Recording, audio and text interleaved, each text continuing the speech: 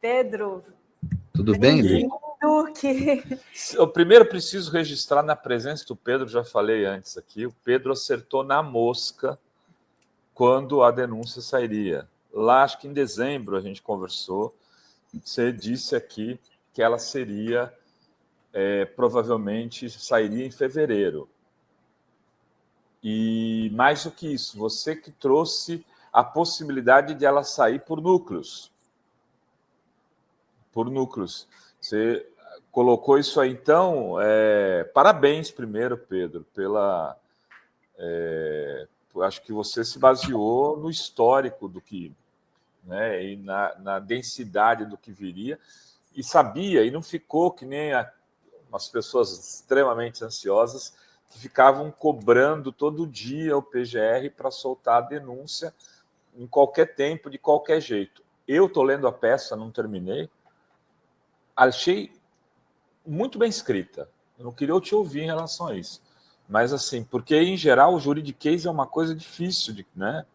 E essa peça está quase um livro pronto para ser publicado. Então, eu para ser franco, eu penso, a gente sempre está... problema pessoal aí, desde check-up até problema de escritório, eu não tive tempo ainda de ler, é uma peça longa, eu dei uma olhada só, né? Mas eu li o relatório inteiro, fiz essa tarefa aí, né? Porque esse é um assunto que eu quero olhar, sabe? Porque não dá para a gente olhar tudo de interesse público, né? Porque tem que trabalhar, tem que cuidar dos filhos, então você tem um monte de coisa para fazer, não dá para... Mas esse assunto eu quero olhar mesmo. Então eu vou até me permitir, vou me convidar aqui, eu vou deselegante, eu vou me convidar para voltar aqui para a gente discutir, se vocês toparem mais a fundo a peça, quando eu tiver tido tempo de estudar, porque, né? Mas eu creio que, eu vou te falar uma coisa, eu já falei isso para vocês algumas vezes aqui, a Procuradoria-Geral da República, o Ministério Público Federal, tem alguns dos melhores quadros jurídicos do Brasil lá, né?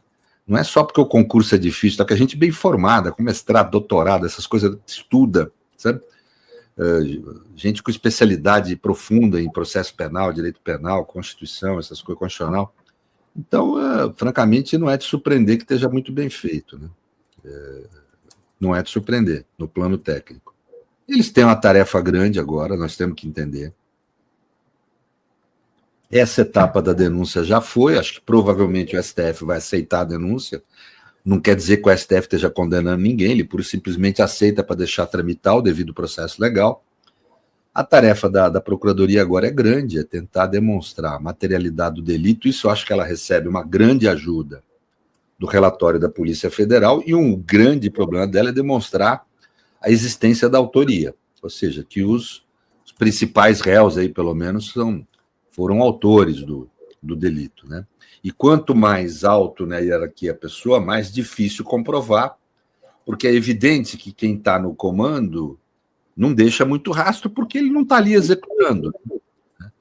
Então é mais difícil essa prova, né? Às vezes até não cometeu o crime, às vezes não estava sabendo mesmo, sei lá, né? Então, no caso, por exemplo, do Bolsonaro, a grande dificuldade vai ser demonstrar a autoria, demonstrar que ele tinha ciência e de que não interrompeu, podendo interromper, pelo menos, né? Porque a participação do agente superior, ele não é aquelas coisas que você viu no caso do Zé Disseu, lá, negócio, como é que é, daquela responsabilidade absoluta, lá, penal, em razão do cargo, não é isso. O sujeito tem que ter o cargo de comando e a possibilidade de interromper a conduta. Para você caracterizar uma omissão comissiva, ou seja, uma omissão que implica numa ação criminosa, né? Então, ou eles têm que demonstrar que o Bolsonaro autorizou e pediu a conduta, né? Ou, se não der isso, pelo menos tem que demonstrar que o Bolsonaro sabia do que estava ocorrendo e não impediu que ela ocorresse, tendo o poder para impedir, né? Essa é uma demonstração que tem que ser feita, ou seja, que ele ou participou diretamente da conduta, autorizando, determinando, comandando, ou que ele, tendo conhecimento da conduta, não impediu a sua realização.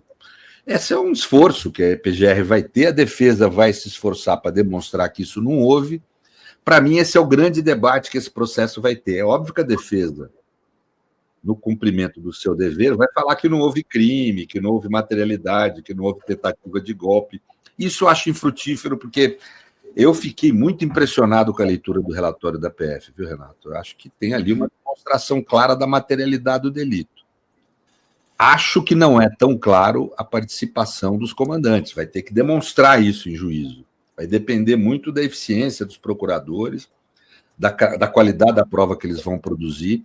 Pelo que eu li por alto e pelo que eu vi nos jornais, existem aí indícios, mas precisa isso efetivamente ser comprovado. Eu preciso ler para poder ter mais certeza e preciso acompanhar o andamento do processo, né? Mas vai ser um caso bonito de ver, viu? Assim, eu acho que vai ser legal. Assim, para mim, pelo menos eu vou ver o resultado disso vivo, acho eu, né? Se não tiver interrupção.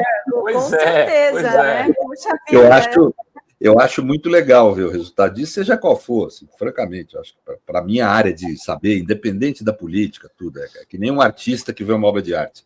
Para a minha área de saber, tal, vai ser muito legal. E acho que para o mundo, viu? O mundo jurídico, que estuda as questões que eu estudo, tal, vai estar do mundo inteiro interessado nesse resultado aí, sabe? Eu já recebi ligação de colegas do exterior perguntando, querendo saber e etc. Quer dizer, vai ter muito interesse esse assunto. Aí vai ser um caso muito rumoroso, interessante e tal, né?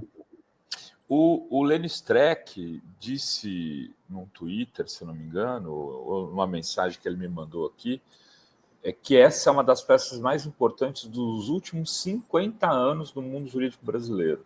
Acho que mais. Que cada um tem sua visão. A referência.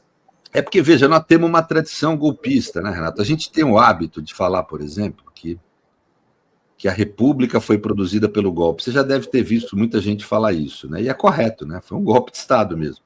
Mas, na realidade, o golpismo nosso veio muito antes, né?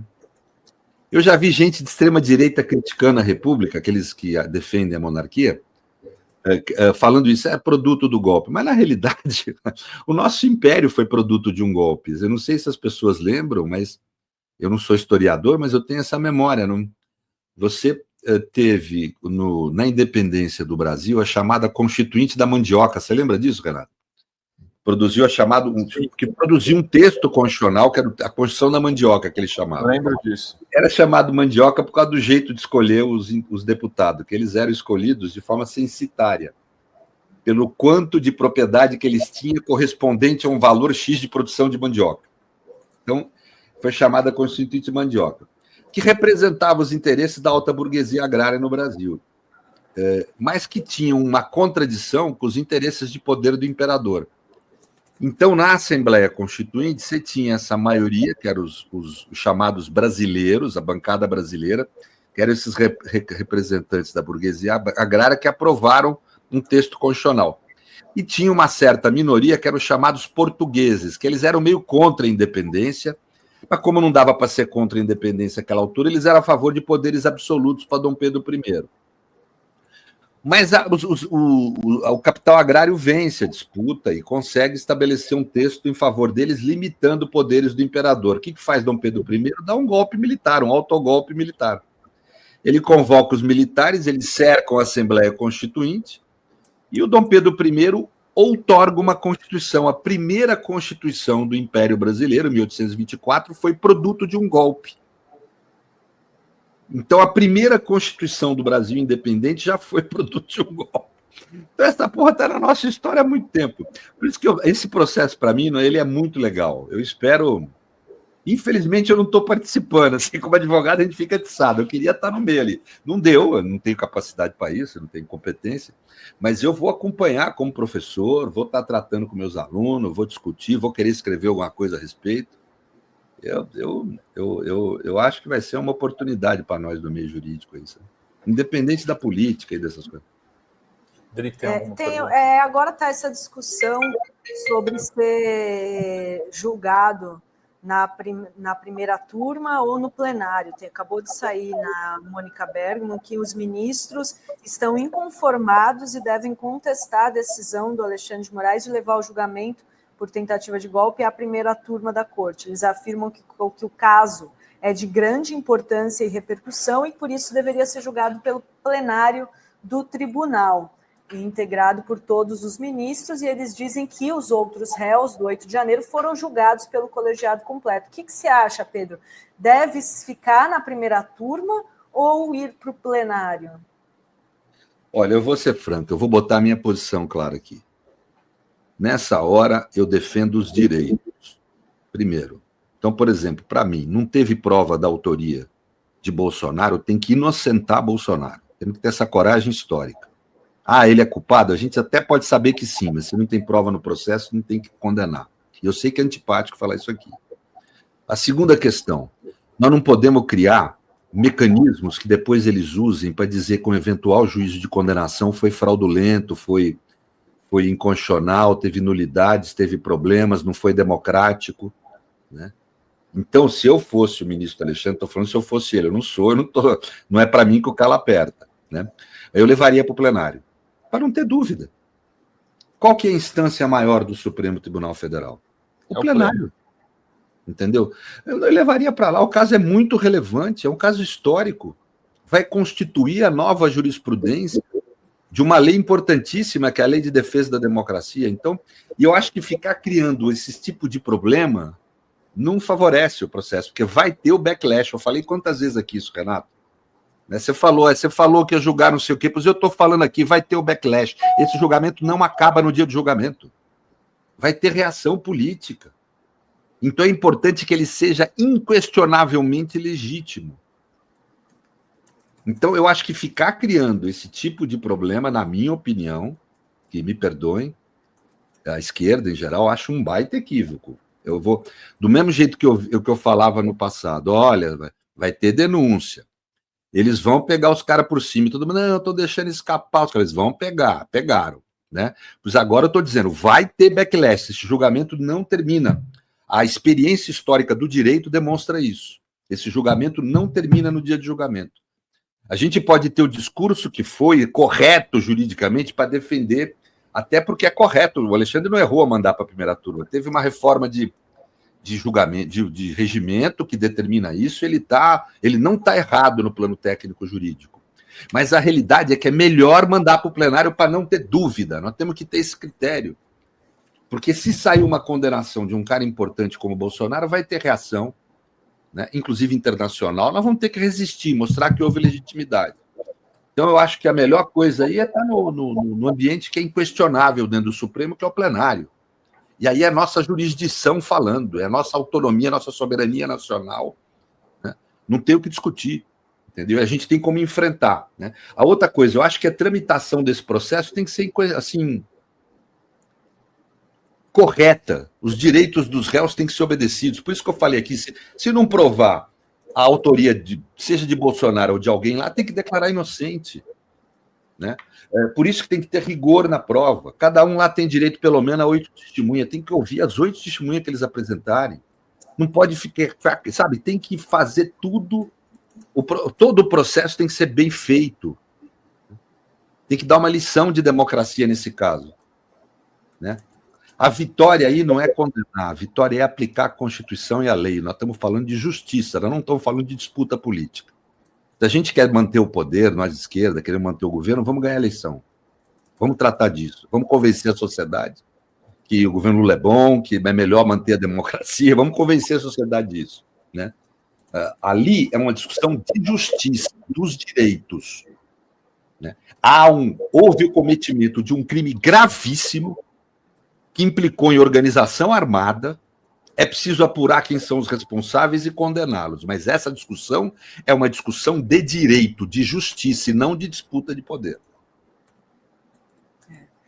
E disputa política foi o que eles não fizeram, né? Desde 2021 eles ficaram arquitetando esse plano golpista para justamente o Bolsonaro permanecer no poder e eles não passarem, né, o poder para o presidente Lula. Mais do que isso, eles estão querendo dar uma solução política de disputa de poder, estão querendo aprovar uma nefasta lei de anistia no Congresso. Isso tem que ser decidido no judiciário, é uma discussão de justiça, não é uma discussão política, né? Houve um crime grave contra os direitos de todos nós e a democracia. Preciso discutir quem são os responsáveis e condená-los. E não sentar quem não tiver prova, né? Simples, uma discussão de direito, uma discussão de justiça, uma discussão que tem que haver um enquadramento num tipo penal, tem que ser bem feito. Esse enquadramento é isso. Eu, pelo que eu li da denúncia, me animou. Acho que foi uma denúncia, parece muito bem feita. Vamos com calma, com jeito e obedecendo o devido processo legal. Agora, se eles aprovam a anistia, desculpa, Rovai, só porque ele falou da anistia, ela não vai cair no Supremo, porque seria inconstitucional. O Fernando Fernandes esteve aqui, ele disse que para atos terroristas não tem como prever anistia. Então, que essa anistia seria derrubada no Supremo. Seria, na sua opinião, Pedro? Eu acho que eu vi a entrevista do Fernando, concordo na essência com ele, mas só discordo da questão do ato terrorista, porque a definição do crime de terrorismo no Brasil é muito limitada. Eu já fiz essa crítica no passado. A definição é muito restritiva. Você precisa fazer o ato não para fim político, precisa ser para fim racista, para fim religioso, xenófobo, tem lá uma série de... Então, quer dizer, não é a definição comum da palavra terrorismo que nós temos. É absolutamente possível falar que esses atos foram terroristas no plano político, filosófico, mas no plano jurídico, infelizmente, a nossa lei é muito restrita. Então, para mim, não está caracterizado, a não ser que você faça uma interpretação de largada da Constituição. Vai dizer que o que a Constituição quer dizer com terrorismo não é o que a lei ordinária diz, mas aí você não pode sempre se argumentar que você não deve interpretar a Constituição pela lei, mas sim a lei pela Constituição. Mas é que, nesse caso, a forma como nós definimos ato terrorista em lei é uma forma muito limitada. Então, agora, o que pode haver, na minha opinião, é o que se chama o desvio de poder. Eu vou até fazer uma propaganda aqui, Renato. Eu acabei de combinar com o Rafael Valim. Tem um livro que eu escrevi em 91, que chama O Desvio de Poder na Função Legislativa, onde eu demonstro como é possível haver leis com abuso ou desvio de poder que são inconstitucionais por isso. Né? E, nesse caso, pode estar caracterizado isso. Pode estar, tem que ver como é que vai ser produzida a lei. E eu vou estar publicando uma segunda edição dele agora. Eu combinei com o Valim. Legal. Pela contracorrente? Eu vou vir fazer uma propaganda aqui quando sair. E aí a gente... Hoje mesmo a gente está... Tem vender em sebo, tem na internet, os meninos fazem aquelas coisas de pirata. Então, você vai lá e vê, tem lá o meu texto já. E não foi feito a título desse caso, foi feito no começo dos anos 90. Então, eu acho que esse me parece uma linhagem de argumentação mais adequada, me parece, né? Foi você falar da contracorrente, eles mandaram de presente alguns livros para a gente. Que ótimo. Um deles do Nassif, já foi arrematado aqui, um dos nossos internautas mandou duzentão para poder ganhar o livro, e agora eu estou sorteando aqui o do Boulos, Sem Medo do Futuro. Legal. Com R$10 a pessoa entra no sorteio, manda para contato@revistaforum.com.br o seu nome, seu endereço, seu CEP, para a gente poder entrar em contato, até, se possível, o seu WhatsApp, né? Já tem bastante gente concorrendo aqui, né? Tem um monte de superchat e tem perguntas também aqui. Tem perguntas para o Pedro e eu estou fazendo propaganda. Adri, a gente precisa de superchat. Sem querer te cortar. A gente precisa de membras e membros. Exatamente. Não, a Célia pergunta, se for para o plenário do Supremo, o processo ficará muito longo, além do que poderia ter pedido de vistas, né? Isso seria um efeito mais... Sem dúvida, você vai ter problemas na tramitação, né? Mais problemas do que se tivesse numa turma. Um julgamento de uma turma é mais rápido, etc. e tal. Mas o problema é depois, né? Essa gente vai para fora, vai criar um movimento. Daqui a um ano você vai falar, anistia para Bolsonaro, porque ele foi... E aí sempre aquele discurso, né? Foi julgado de forma injusta, foi julgado de forma nula, porque foi julgado por uma turma e não pelo Pleno do Supremo, um caso dessa importância, tal. Eu não sei, eu preferia passar pelo ônus da tramitação do que ficar com esse tipo de crítica depois. Mas é óbvio que quem está ali que julga. Não está errado fazer o que o ministro Alexandre me fez, na minha opinião, em princípio, né? Errado no sentido jurídico, né? Mas eu teria agido de outra forma. E tem também o Newton, um cara é condenado a 30 anos, sai da prisão após, por exemplo, 8 anos. Como Deixa eu explicar uma coisa. Eles nunca vão estar contentes. Eles nunca vão falar que está correto o julgamento. Não é isso.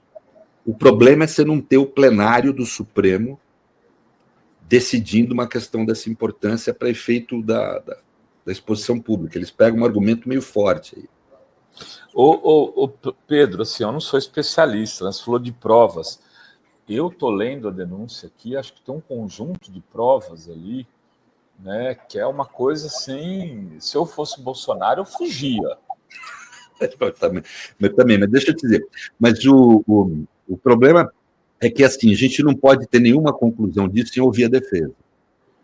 Porque, por enquanto, você está lendo o discurso da acusação, que selecionou elementos, etc. Vamos ver o que a defesa vai falar. Ela vai pegar o processo e vai selecionar os elementos em favor dos réus aí.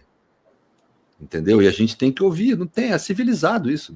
Não, eu não tenho dúvida disso. Mas vamos ver o que eles vão falar. Eles estão com excelentes advogados de defesa. Aquele primeiro advogado... Bem, obviamente, o último advogado do Bolsonaro é excelente advogado, um dos melhores do país, mas aquele primeiro já era excelente, né? É excelente, né? Então, esses caras vão pegar o processo, vão rever, mas não só do Bolsonaro, dos outros réus, eles vão rever, né? E vão argumentar. E a gente tem que ler os argumentos dele, que eles devem fazer isso nas alegações finais. Nós vamos sentar aqui daí na época, né? E a gente faz um debate, né? A partir dos argumentos, mas tem que esperar um pouco, ver as provas que vão ser produzidas no processo e o que a defesa fala no final. Né? Ou seja, não há ideia de prova sem participação da defesa. Prova tem que participar do processo. 6 meses ou mais. Não se manifestou. Pedro, 6 meses ou mais para esse processo ter fim? Olha, eu acho que não vai ser simples, mesmo que for para o plenário. Não vai para o plenário, vai para a primeira turma, mesmo que fosse para o plenário. Não vai ser simples alguém ficar sentado em cima do processo, não. Existem hoje prazos no regimento do Supremo, e esse caso vai ter muita pressão. Então, duvido que algum ministro bolsonarista, bolsonarista não existe mais, né? Mas ministro que foi indicado Bolsonaro sente em cima do processo, não vai existir, né? Vai ter muita pressão. Mas o processo tem uma tramitação que é necessária, esteja na instância que tiver. Ele tem que ouvir as testemunhas. Isso não é feito pelos ministros diretamente, o que facilita a tramitação, é feita por juízes, né, auxiliares, né, que tomam o depoimento. Então vai depender muito desse tempo, eu diria. Esse é o tempo mais crucial que tem, é o da tomada dos depoimentos. Mas eu calculo que deva durar 1 ano. Os outros processos duraram 1 ano, mais ou menos. Então, estou tomando os outros processos desse caso, os que já foram condenados. Eu estou tomando mais ou menos essa base aí. 1 ano. 1 ano, 1 ano e pouco. Mas isso, cara, é um chute. De repente. Não, mas você chuta bem. Da outra vez você chutou fevereiro e. Não, mas é que a outra vez é mais fácil, dessa vez é mais difícil. Primeiro tem que ver essa decisão, se fica na primeira turma mesmo, se vão levar para o plenário, como é que, e principalmente como vai ser a agilidade que os juízes vão ter para ficar ouvindo essas testemunhas e tal. Pedro, já está combinado. Terminando de ler, você fala, acabei. Pronto. Gente convida de novo, tá bom? Exato. Aí eu vou ter acabado de ler também. Eu também, eu estou na página 100. Aí a gente vai estar todo mundo na mesma página. Pronto, aí a gente conversa melhor sobre isso. Mas eu acho que é isso. Obrigado pelo convite, viu, Renato? Obrigado a você, muito obrigada, Pedro. Obrigado, mestre. Valeu.